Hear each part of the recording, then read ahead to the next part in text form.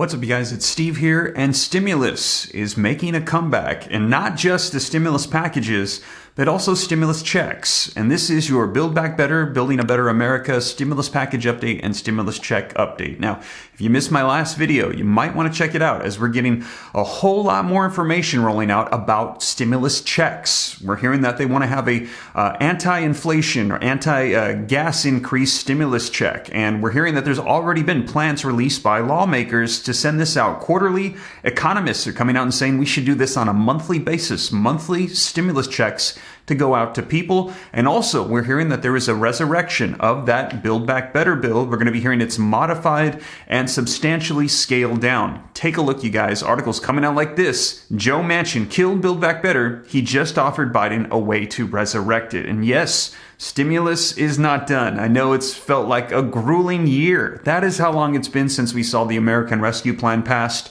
But we're hearing that progress is finally starting to be made on the new stimulus package and also new phases. And like I've said here on the channel, this is a midterm election year, and it's very likely as we get closer to elections, we're going to be hearing a whole lot more of talks ramping up about more provisions, more stimulus, and even possibly more federal level stimulus checks. So you guys, I'm going to dive into this article. It does a really good recap as to where things currently stand with the Build Back Better bill, so that way you know what's going on and when we're likely going to be seeing more provisions. So let's go ahead and dive right in. And also wanted to let you know the second channel, I'm adding more content to Steve Ram Finance. If you're somebody interested in growing wealth and personal finance, consider checking out that channel as well. I'll pin a comment down below. Also, the latest on the new rehab project. We're doing a new flip house.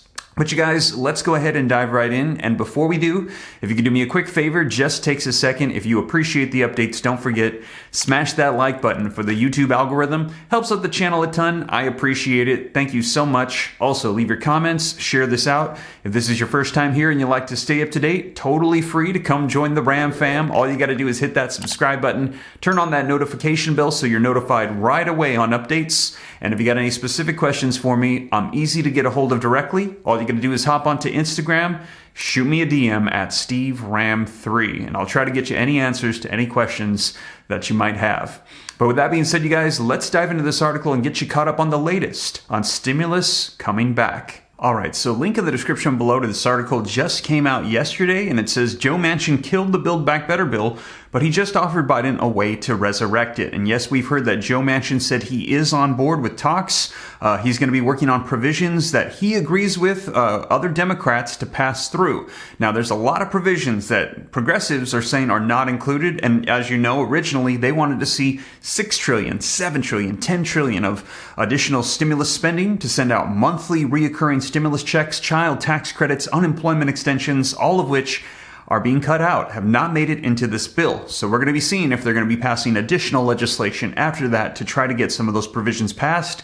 And we're also hearing progressives say if we cannot do it, then you're going to need to step up and do some executive orders and executive actions. And that has been a lot of talk recently that I've reported to you as well. Now, this article says, with Washington's and the public's attention riveted on Ukraine and rising prices, especially at the gas pump, these past several weeks, it has been easy to forget the litany of unsolved problems that the United States still faces here at home domestically. Now, the promise of President Biden's domestic agenda has faded. Build Back Better, that massive $2 trillion budget bill that Biden hoped would be his signature legislative achievement, has been inert for months. To revive it, even in the piecemeal fashion that appears to be the only path forward, Biden will have to do more than what he did 2 weeks ago during his first State of the Union address. He touted important elements of that agenda: universal preschool, affordable housing investments, and hundreds of billions invested in green energy, but did not offer a clear roadmap for how his administration, working with Democrats who narrowly control both chambers of Congress, can put those changes into law. The changes are no less urgent. They're saying we need this now. And the politics of passing them, though, no less difficult. Since Build Back Better was scuttled back in December, America's economic outlook has arguably gotten worse. Though his administration has added jobs, the prices of nearly everything is rising sharply. Inflation rose by nearly 8% through February, the fastest pace in 40 years. That's why it is so important that the day after Biden's speech, Senator Joe Manchin, a key holdout on the original offer of the bill, offered the president a lifeline.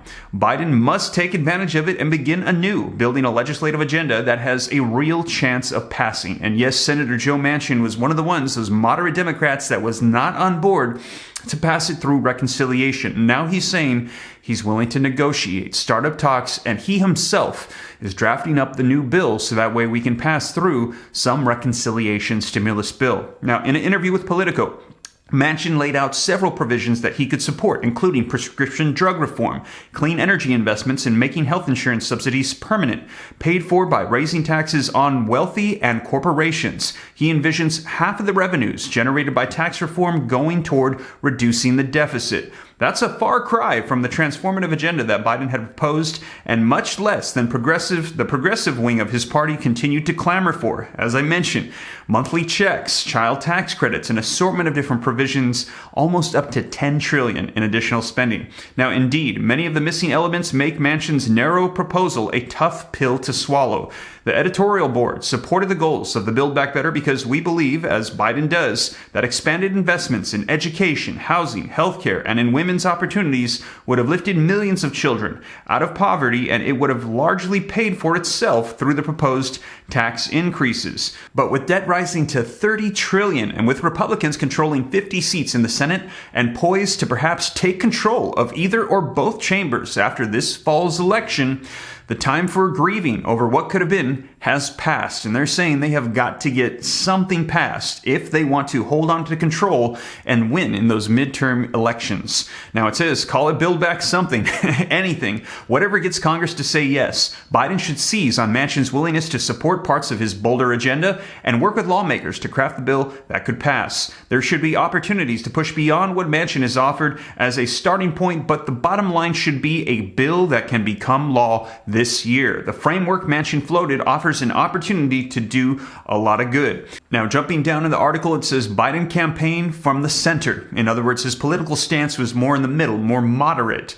With Congress as divided as it is, he'll have to govern from the center as well. What's more, rising inflation makes a major spending bill a tougher sell in 2022 than it might have been a year ago when we had that American Rescue Plan pass. But the nation's needs aren't taking a break, and neither should its president. We're saying people here still need some additional support to get through this pandemic, and now with increased inflation and gas prices soaring, Biden may not have been able to push through the Build Back Better bill over the finish line, but now he must reassemble its most important pieces and build support in Congress, framing this pared-down bill as a tonic for the biggest problems facing families right now will be the key to getting it done. Democrats should make a deal and give some relief to families squeezed by our haywire economy. There you have it, you guys. Let me know your thoughts in the comments down below. This article is making the argument that Democrats, they've got to agree and pass through something, because not only does the American people need help and support at this time,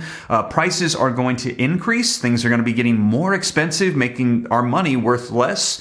And also, it's a midterm election year, so if they don't do something, it's very likely they're going to get voted out of control. Republicans will step in and take the reins. And so if they want to stay in control and they want to help out people, they need to act quick. It has been a year since we had that last stimulus package pass. So that is the latest, you guys. Looks like stimulus is being pushed to the forefront again. We have been hearing a lot about it, and as more information rolls out, I will be sure to keep you up to date here on the channel. I know a lot of people have been asking me for details about the new plans for stimulus checks. They're hearing about economists suggesting gas vouchers, and how is this all going to work? Well, as the information is rolling out, I'll share it with you. Anything that I hear, I'll be sure to let you know here on the channel. And as always, you guys, thank you so much for joining me. If you made it this far and you haven't already, don't forget, take a quick second, smash that like button if you appreciate the updates. Helps out my channel a ton. I appreciate it. Thank you so much. Also, leave your comments. Share this out if you think it's going to help out other people. If this is your first time here and you like to stay up to date, totally free to do so. All you got to do is hit that subscribe button, turn on that notification bell so you're notified right away.